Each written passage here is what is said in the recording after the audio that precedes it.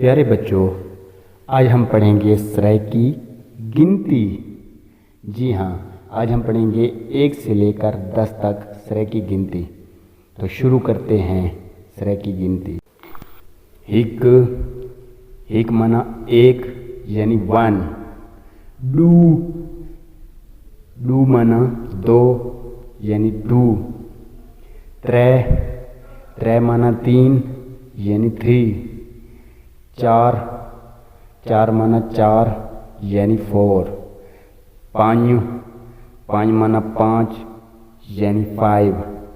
6, 6 माना 6 यानी 6।